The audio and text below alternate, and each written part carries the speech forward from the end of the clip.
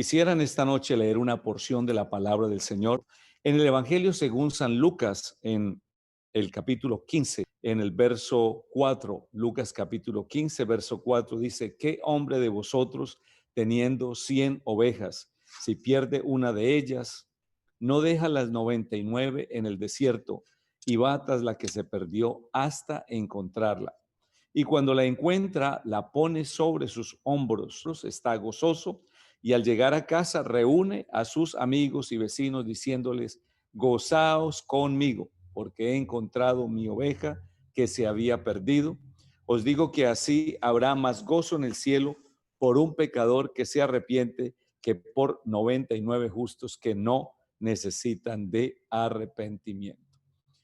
Quisieran esta noche predicar con el tema: lleva a Jesús tu carga. Y creo que es muy importante que nosotros entendamos que Él está dispuesto no solamente a cargarnos sobre sus hombros, sino también a llevar nuestras cargas. Gracias, mis hermanos, por estar siempre allí pendientes de nuestras transmisiones en YouTube y también en Facebook. Lleva a Jesús tu carga, es el tema en esta noche. En Mateo capítulo 11 y verso 28 hay otra escritura que dice: venid a mí todos los que estáis trabajados y cargados, y yo os haré descansar. Quiero compartir con ustedes 4 cosas en esta noche que nos pueden ayudar a entender por qué es importante que traigamos a Jesús nuestra carga, que nos descarguemos de todo peso, como dice el capítulo 12 de Hebreo: despojémonos de todo peso y del pecado que nos asedia, y corramos con paciencia la carrera que tenemos por delante, puestos los ojos en Jesús, el autor y consumador de la fe. La primera cosa que yo quisiera compartir en esta hora, y que podemos tomar del Evangelio según San Lucas en el capítulo 15, es que Dios es nuestro refugio. No hay un lugar mejor para nosotros que en la presencia del Señor. Y quiero mirar una porción de la escritura en esta noche en Primera de Samuel, en el capítulo 22. Primer libro de Samuel, en el capítulo 22. En el versículo 1 dice la palabra del Señor: yéndose luego David de allí, huyó a la cueva de Adulam. Y cuando sus hermanos y toda la casa de su padre lo supieron, vinieron allí a él. Y se juntaron con él todos los afligidos, y todo el que estaba endeudado, y todos los que se hallaban en amargura de espíritu. Y fue hecho jefe de ellos, y tuvo consigo como 400 hombres. No es un secreto para nadie que en tiempos de turbulencia, en tiempos de aflicción, en tiempos de angustia, en tiempos donde nos sentimos marginados, busquemos siempre un lugar donde podamos sentirnos seguros. Estos 400 hombres que siguen a David lo siguieron porque en cierta manera veían en él un refugio, veían en él la clase de persona que podría apoyarlos, que podría darles confianza en un momento tan difícil como el que cada uno de ellos vivía. Dice la palabra del Señor que se juntaron con él los endeudados, los amargados de espíritu, los que estaban en aflicción, y siguieron a David hasta la cueva de Adulán. No es un secreto para nadie hasta esa altura de la palabra de Dios que David estaba viviendo un tiempo de angustia. Estaba escondiéndose de Saúl, quien procuraba su muerte. Era un tiempo de inestabilidad. Cuando hablamos de inestabilidad, son tiempos aquellos en que no sabemos con certidumbre qué va a pasar mañana. David constantemente en sus salmos nos deja saber su condición, ya que en muchos salmos encontramos declaraciones donde en ocasiones el salmista refleja esa incertidumbre como temiendo porque no sabe si habrá valido la pena todo el esfuerzo que él ha hecho para preservar su vida. Tercero, ni siquiera David vivía un tiempo tan difícil que no podía ni siquiera garantizar la seguridad de sus padres. Dice la palabra del Señor en Primera de Samuel, en el capítulo 22 y en el verso 3, dice: y se fue David de allí, de Mizpa a Moab. Mire dónde va David, va hasta la tierra de los moabitas, busca al rey de Moab y le dice, te ruego que mi padre y mi madre estén con vosotros. Noten los tiempos tan inestables que vive el rey David, al punto que ni siquiera él puede garantizarles la seguridad de sus propios padres y los manda al rey de Moab para que ellos estén allí esperando que pasen esos tiempos turbulentos. Dice ese mismo capítulo, verso 22, el mismo versículo, el verso 3 dice, hasta que sepa lo que Dios hará de mí. Y la cuarta cosa es que todo esto se conjuga porque hay un rey loco que está gobernando. ¿Quién es ese rey loco? Pues Saúl. El profeta Samuel, cuando amonesta a Saúl, le dice, locamente has hecho, porque solamente a alguien fuera de su cabal juicio se le ocurriría hacer lo que Saúl hizo, como fue atreverse a ofrecer un sacrificio cuando él no era la persona indicada dentro del orden de autoridad delegado por Dios para ofrecer un sacrificio. Así que ahora Saúl lo persigue a David y los tiempos son difíciles. Este rey está como tan desquiciado que en algunos momentos David fue llevado delante de su presencia para que tocara el arpa ya que era atormentado. Pues este hombre era como tan impetuoso, como tan descontrolado en su carácter, que cuando se da cuenta que David había visitado a los sacerdotes, entonces llega hasta ese lugar y dice la palabra del Señor que no tuvo ningún impedimento en amenazar de muerte al sacerdote. Él le dice, sin duda morirás ahí, Melec. Primera de Samuel, capítulo 22, verso 16. Tú y toda tu casa y toda la casa de tu padre. Entonces noten los alcances de este rey. Qué tiempos tan difíciles los que está viviendo David, su entorno, tiempos de incertidumbre, tiempos de inseguridad, tiempos donde no se sabe qué pasará el día de mañana. Y entonces dijo el rey a la gente de su guardia que estaba a su alrededor, volveos y matad a los sacerdotes de Jehová. Solamente a una persona que está fuera de su cabal juicio se atrevería a levantar su mano contra un sacerdote. Ni David quiso hacer esto. David en varias ocasiones tuvo la oportunidad de levantar su mano contra Saúl y él dijo, guárdame el Señor de levantar mi mano contra el ungido del Señor. Noten que aunque Saúl no estaba en el orden de Dios, David respetaba la investidura que tenía Saúl y nunca quiso levantar contra él su mano. Es más, cuando cortó un día el borde de su manto, del manto de Saúl, dice que David se turbó en su espíritu, sintió temor de siquiera haberse atrevido a hacer algo en contra de el rey Saúl. Más sin embargo, Saúl, quien está trastornado mentalmente, desafortunadamente, entonces da la orden de matar a los sacerdotes y dice, porque también la mano de ellos está con David. O sea, había un odio tan tremendo en Saúl que lo enceguecía, que le hacía ser incapaz de poder reaccionar y actuar como una persona en su cabal juicio. Por lo tanto, los acusa de ser conspiradores, de estar a favor del rey David y dice entonces que los siervos del rey no quisieron extender sus manos para matar a los sacerdotes de Jehová. Pero el rey le dijo a Doeg, alguien que estaba allí con él, vuelve tú, arremete contra los sacerdotes. Y este hombre despiadado por la palabra del rey fue y acometió contra los sacerdotes y mató a 85 varones, dice la palabra del Señor en primera de Samuel 22, 18, 85 varones que vestían efod de lino, o sea, tenían vestidura sacerdotal.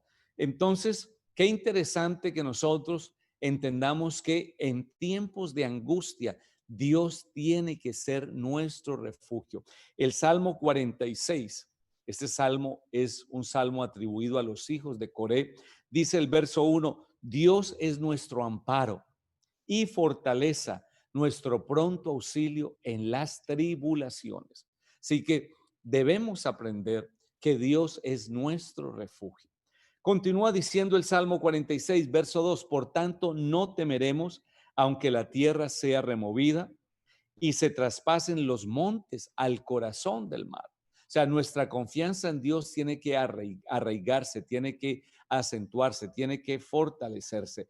Aunque bramen, dice, y se turben sus aguas y tiemblen los montes a causa de su braveza, dice el verso 3. Y con tanta razón, pues David es el compositor de este salmo que voy a leer a continuación.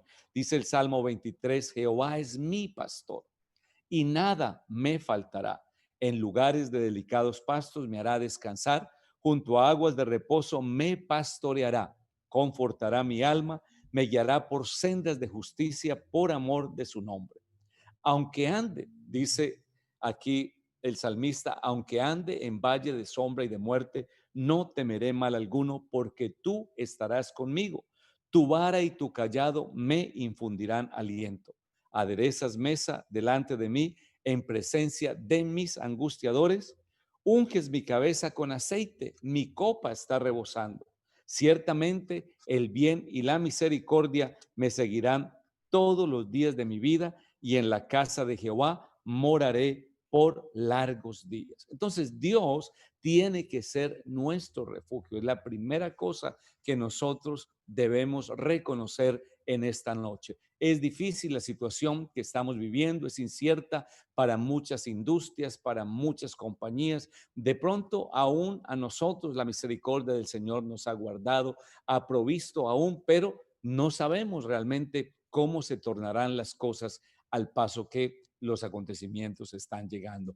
Pero nosotros, el pueblo del Señor, tenemos que tener la certeza de que el Señor es nuestra torre fuerte, es nuestro pronto auxilio contra las tribulaciones. El Señor Jesucristo lo dijo de esta manera en el Evangelio según San Juan, en el capítulo 10 y verso 10. Dice la palabra del Señor, el ladrón no viene sino para hurtar y matar y destruir. Pero yo, hablando del Señor, hablando de Él mismo, del Señor Jesús, o el Señor Jesús mismo hablando, dice, yo he venido para que tengan vida y para que la tengan en abundancia. Yo soy el buen pastor y el buen pastor su vida da por las ovejas. Qué importante es que nosotros pues podamos tener al Señor como nuestro refugio, al Señor como nuestro pastor. San Juan capítulo 10, verso 12, más el asalariado y que no es el pastor de quien no son propias las ovejas, ve venir al lobo y deja las ovejas y huye, y el lobo arrebata las ovejas y las dispersa. Así que el asalariado huye porque es asalariado, no le importan las ovejas. Pero dice el verso 14, yo soy el buen pastor y conozco mis ovejas y las mías me conocen. Entonces es importante que en este tiempo que estamos viviendo, Jesucristo sea nuestro refugio, que podamos acudir a Él, que podamos correr a Él. No importa qué tan difíciles, qué tan inciertos sean nuestros tiempos, si David en tiempos de incertidumbre, en tiempos de inseguridad, en tiempos de persecución pudo decir, Jehová es mi pastor, ¿cuánto más nosotros en este tiempo no podremos decir, Jesucristo es mi pastor? Él es el Señor, Él me guardará de todo mal y de todo peligro. La segunda cosa que quiero compartir con ustedes en esta noche es que solamente el Señor tiene la capacidad de darnos verdadero consuelo. El único que nos entiende en tiempos de angustia y de aflicción es el Señor Jesucristo. Él conoce nuestro estado emocional. Él conoce nuestra condición. Dice la palabra del Señor que Él sabe que nosotros somos polvo. Él es el Todopoderoso. Hay días cuando necesitamos un consuelo y no lo hallamos aquí en la tierra. Ese consuelo tiene que ser divino, es celestial. Hoy compartía con mi hermano Dimas parte de su testimonio.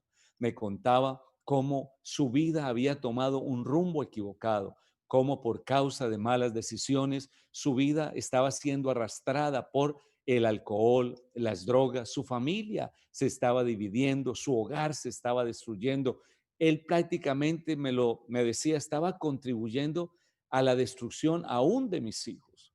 Pero cuando estaba en lo peor de esa condición, cuando nadie podía entenderme, entonces el Señor actuó y el Señor me llevó a recapacitar y pude entender, pude ir a mi casa, pude pedirle perdón a mi esposa, pude pedirle perdón al Señor y hoy, decía él, mi vida ha tornado un rumbo diferente. ¿Por qué? Porque solamente Dios puede darnos consuelo, ese consuelo que transforma y cambia nuestras vidas. En Marcos capítulo 2, Evangelio según San Marcos, en el capítulo 2, en el verso 1, dice la palabra del Señor que Jesucristo entró en Capernaum después de algunos días. Cuando se oyó que estaba en casa, dice, inmediatamente se juntaron muchos, de manera que no cabían ni aún en la puerta. Dice, pero Jesucristo les predicaba la palabra. Porque si algo nosotros necesitamos en este tiempo es la predicación de su palabra. Su palabra es como una espada más cortante que toda espada de dos filos y penetra hasta partir el alma y el espíritu, discierne los pensamientos, las intenciones del corazón, llega hasta los tuétanos donde está el asiento de la vida física del ser humano. Así que Jesucristo está allí en medio de esa multitud predicando la palabra. Y entonces, mientras Jesús predica, dice, vinieron a él unos trayendo un paralítico que era cargado por cuatro. Ese es el esfuerzo humano. Yo sé que estos hombres hicieron un gran esfuerzo, cargaron a aquel paralítico. ¿Cuánta distancia? No lo sabemos. ¿Por cuánto tiempo? No lo sabemos. Pero hicieron un esfuerzo. Ellos sabían que en Jesús había respuesta. Y claro, con todo el esfuerzo que ellos hicieron, sudaron, trajeron esa camilla, quizás tuvieron que cruzar caminos que no eran los más adecuados, bajo las condiciones secas y áridas de la tierra donde sucedieron los hechos bíblicos. Me imagino el sudor, la sed, el cansancio y todo ese esfuerzo, pero ese esfuerzo humano no puede hacer nada sin la intervención del Señor Dios Todopoderoso. Y dice la palabra del Señor que descubrieron el techo donde estaba, hicieron una abertura, bajaron el lecho en que yacía el paralítico y al ver Jesús la fe de ellos, le dijo al paralítico, noten ustedes que estamos hablando del segundo punto, consuelo divino. Porque a veces lo que necesitamos es eso, una palabra de consuelo. Jesucristo no le dijo, yo te voy a sacar caminando de aquí, no, le dio la palabra de consuelo, la palabra que a veces necesitamos, que es más importante que el dinero, es más importante que la comida, es esa palabra que nos transforma, que nos inspira, que nos mueve y que solamente el Señor tiene la autoridad, tiene la capacidad y tiene el poder de entregarnos ese consuelo divino a través de su palabra. Por eso es que es tan importante la predicación. Le plació salvar a los creyentes por la locura de la predicación. Hijo, tus pecados te son perdonados. No sé qué alivio sintió este hombre. No sé si hubo un gozo que le embargó. No sé si él sintió que de pronto la causa por la cual él era un paralítico ahora ya no importaba. Él se sentía consolado por el Señor, porque el Señor actuó donde nadie puede actuar, en nuestro interior. Y claro, eso produjo sorpresa, produjo reacción. ¿Quién es este que se atreve a perdonar pecados? Solo Dios, dijeron los escribas, solo Dios puede perdonar pecados. Y quizás hubo una murmuración allí, pero Jesucristo está impartiendo consuelo divino, el paralítico lo está recibiendo. ¿Cuánto tiempo pasó hasta que Jesucristo de pronto levantó la vista, levantó la voz? No lo sé, pero le dijo a la multitud, ¿qué es más fácil? Decirle a este hombre, tus pecados te son perdonados, o decirle, levántate, toma tu lecho y vete a tu casa. Entonces, noten la respuesta del Señor Jesús, para que ustedes sepan que el Hijo de Dios tiene autoridad y poder de dar consuelo divino, porque el verdadero consuelo lo recibimos cuando nos libramos de la lacra del pecado. Por eso cuando Juan introduce a Jesús al mundo, dice, he ahí el Cordero de Dios que quita el pecado del mundo. Hay culpas, hay acciones, hay actos nuestros que se acumulan sobre nuestra conciencia, que nos privan del gozo del Señor, que nos impiden caminar con el Señor, que nos impiden tomar la mano del Señor. Ahí es importante que nosotros recibamos el consuelo de la palabra del Señor. Hijo, tus pecados te son perdonados. Ya no hay culpa en ti. Tu pecado ha sido borrado. Isaías capítulo 6, cuando dice que él dijo, ay de mí, que siendo hombre inmundo de labios, hombre pecador, han visto mis ojos al Rey Jehová de los ejércitos. Dice la palabra del Señor, que entonces voló hacia él un querubín con unas tenazas y tomó unos carbones encendidos y los puso sobre sus labios y dijo, es borrado tu pecado, es quitada tu culpa. Ese es el mejor consuelo que solamente Dios puede dar. Y Jesucristo le dice a este paralítico, para que ustedes sepan que yo doy consuelo divino, que yo perdono, que yo santifico, que yo levanto, que yo tengo autoridad sobre el pecado. A ti te digo, levántate, toma tu lecho y vete a tu casa. Y eso hizo aquel hombre ese día ante la sorpresa de todos los que estaban viendo. ¿Por qué? Porque el único consuelo contra el pecado lo tiene el Señor Jesucristo. Y la única respuesta que sacia el corazón del hombre es la respuesta que sale de los labios del Señor Dios Todopoderoso. Tercero, Él quiere enjugar nuestras lágrimas. Porque cuando estamos en aflicción, cuando estamos en angustia, lloramos, hay llanto, nuestros ojos se llenan de lágrimas. Recuerdo cuando estábamos viviendo esta condición de COVID-19, en algunas ocasiones le dije a mi esposa, me estoy convirtiendo en una persona que ya no puede valerse por sí mismo. Y mis ojos se llenaban de lágrimas porque era incapaz de bañarme. Y las lágrimas nos acompañan, pues Dios quiere enjugar toda lágrima que produzcan tus cargas. Dice la palabra del Señor en el Evangelio según San Juan, en el capítulo 11 y verso 35, Jesús lloró. Por eso es que la palabra de Dios dice que tenemos un sumo sacerdote que puede compadecerse de nosotros, porque él mismo fue tentado en todo.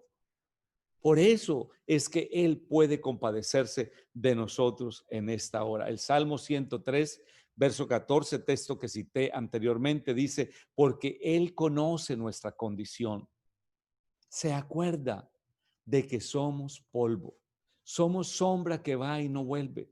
Toda nuestra fuerza, nuestra altivez, nuestro poder, nuestro orgullo, todas esas cosas que tenemos los seres humanos, cualquier enfermedad, el COVID-19 a mí en una semana me robó todas mis fuerzas, me robó todo el aliento, me robó la capacidad de dormir, me robó la capacidad de comer, de alimentarme porque no podía alimentarme. Me robó la paz, me robó la tranquilidad. Pasaba las noches en vela, no podía dormir. Si me acostaba, me ahogaba. Si me sentaba, me incomodaba. Si caminaba, me cansaba. En 8 días, en solo una semana, fue suficiente para esta enfermedad tratar con mi condición humana y ponerla al punto de que sentía la vida como un hilo tan frágil que en cualquier momento la vida se nos puede ir. Qué importante es para nosotros que podamos acudir al Señor Dios Todopoderoso y derramar delante de Él todas nuestras lágrimas. Apocalipsis capítulo 21 y verso 4 dice, enjugará Dios toda lágrima de los ojos de ellos y ya no habrá muerte. Ya no habrá muerte, ni habrá más llanto, ni clamor, ni dolor, porque las primeras cosas pasaron. Noten que cuando Jesús ahí en el capítulo 11 de San Juan va a la tumba, va a la ciudad donde vivía Lázaro, a la ciudad donde están Marta y María, sus hermanos. Dice la palabra del Señor que cuando Jesús la ve llorando, dice, Jesús entonces, al verla llorando, y a los judíos que la acompañaban también llorando, dice, se estremeció en espíritu y se conmovió el Señor Dios Todopoderoso. San Juan 11:38 dice, Jesús profundamente conmovido, otra vez vino al sepulcro, era una cueva y tenía una piedra puesta encima. Está tan conmovido que le dice a Marta, quita la piedra. Jesús le dice, no te he dicho, le dice, no te he dicho que si crees verás la gloria de Dios. Qué tan importante es para nosotros creer, abrir el corazón y dejar que Jesucristo enjugue toda lágrima nuestra, que el Señor limpie nuestras lágrimas. Y es lo que el Señor nos dice en esta noche. Nuestras lágrimas pueden ser de mucha tristeza, de mucho dolor, pero Jesucristo enjugará toda lágrima. Estas lágrimas se convertirán en victorias. Estas lágrimas se convertirán en gozo. Estas lágrimas se convertirán en el testimonio de que el Señor no nos ha abandonado y que jamás nos abandonará, porque Él es el buen pastor y el buen pastor su vida da por las ovejas. Y a la mañana vendrá el gozo. ¿Y sabe qué espera la iglesia? La iglesia está esperando la mañana gloriosa, cuando nuestro gran Dios y Salvador Jesucristo venga a recoger su iglesia. Entonces los muertos en Cristo resucitarán primero. Hayamos quedado, seremos arrebatados juntamente con el Señor. ¿Para qué? Para recibirle y estar siempre con Él. ¿No le parece a usted algo extraordinario? Deja que Jesús lleve tu carga. Y la cuarta cosa para terminar en esta noche es, déjate llevar en los hombros del Maestro. Deja que el Señor haga lo que hizo con esta oveja en la parábola del capítulo 15, donde comenzamos a leer. Extrañó su oveja. Estaba leyendo una historia de un pastor allí en Suiza, pastor de ovejas, en su rebaño literal. Y esta historia que pasó por allá en los 30 cuenta que una pareja de esposos iba por las montañas de Suiza y encontraron un pastor con su rebaño, ya él introduciéndolas a su redil. Y de pronto notaron que encima de como una manta, había una oveja que tenía una patica quebrada.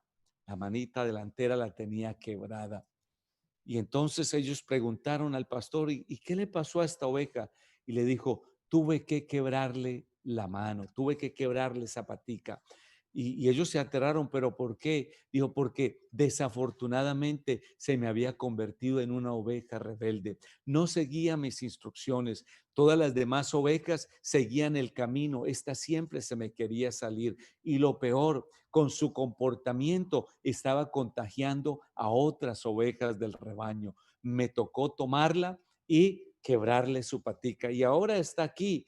Pero quiero decirles algo. El primer día, cuando le quebré la patica, no quiso ni mirarme ni comer, pero al segundo día me le acerqué con cariño y le ofrecí comida. No solo comió, me lamió la mano. Y estoy seguro, le dijo este pastor a estos dos visitantes, que esta oveja cuando se recupere será la mejor oveja del rebaño, será la más obediente, será la oveja más dispuesta. ¿Por qué? Porque a veces tienen que venir tormentas a nuestra vida, a veces tienen que venir situaciones críticas a nuestra vida para que nuestro orgullo, nuestro carácter, nuestro temperamento, para que todas esas condiciones que están en nosotros y que no nos permiten razonar ni nos permiten ser misericordiosos, entonces se vayan de nosotros todas aquellas cosas horribles y con humildad vengamos delante del Maestro. ¿Cuántos de nosotros no hemos tenido que pasar por una tribulación, una angustia, para que entonces aprendamos lo que significa la humildad, el perdón, la misericordia, la gracia, y con humildad ponernos bajo la protección o cobertura del Maestro, del Rey de Reyes y Señor de Señores? Primera de Pedro capítulo 5 y verso 7 dice, echando toda nuestra ansiedad sobre Él, porque Él tiene cuidado de nosotros. Una vez más, venid a mí los que estáis trabajados y cargados, y yo os haré descansar. Así que en esta noche, a manera de conclusión, quisiera decirte, primero, déjate encontrar por tu maestro. Ya no te escondas más. Él quiere llevar tu carga sobre los hombros del maestro. Pero para que eso suceda, tú tienes que dejarte encontrar. A veces nosotros nos escondemos del maestro. Cuando yo era joven y me querían hablar del evangelio, yo me escondía. Muchas veces allá en mi pueblo donde yo nací siendo un muchacho, el pastor iba a visitar a mi mamá y cuando yo sentía que era el pastor me le escabullía. Y quizás nosotros, alguien en esta noche ha estado por años escondiéndosele al maestro. No te escondas más del maestro. La segunda cosa que quisiera decirte, regresa al redil. Es tiempo de regresar al redil. No permitas que esta situación te aleje del redil. Si tú te alejas del redil, pues vas a estar expuesto a todo lo que encontramos cuando estamos lejos de la protección y cuidado del pastor. Tercero, déjate pastorear. No seas una oveja rebelde, no seas una oveja que no se puede corregir, no seas una oveja que no puede seguir instrucciones, no seas una oveja que se sale del camino y quiere invitar a otras a que también se comporten mal. No, aprende a ser una oveja que se deja guiar. Déjate pastorear por el pastor de los pastores. Y la cuarta cosa para terminar, sé una oveja obediente. Qué importante es que nosotros podamos ser ovejas obedientes para nuestro maestro. Quiero orar en esta noche para que la palabra de Dios no vuelva a él vacía, que la palabra de Dios haga la obra para la cual él la ha enviado. Noten ustedes que Isaías en el capítulo 55 dice que la palabra del Señor no vuelve a él vacía, que hace la obra para la cual él la ha enviado.